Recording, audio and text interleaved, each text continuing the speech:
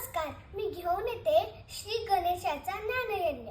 पंचांगकर्ते डाकरू सोमन यांनी केलेल्या लेखनाचे मी सादरीकरण करणार आहे. चला हा गणेशोत्सव अनोख्या पद्धतीने साजरा करूया. भक्तीत तल्लीन होतानाच ज्ञानयज्ञाच्या तेजाने प्रकाशमान होऊया. गणेशोत्सव, गणपतीचं आगमन हे आबालवृद्धांना आनंददायी असतं. दुःख चिंता आपण विसरून जातो.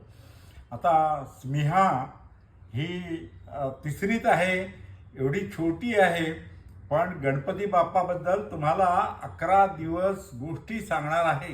गणपतीची माहिती देणार आहे, गणेशोत्सवाबद्दल सांगणार आहे आणि गणपतीची पूजा का करायची, तर आपल्या अंगात 14 विद्या 64 कला या आला पाहिजेत यासाठी प्रयत्न करायचा.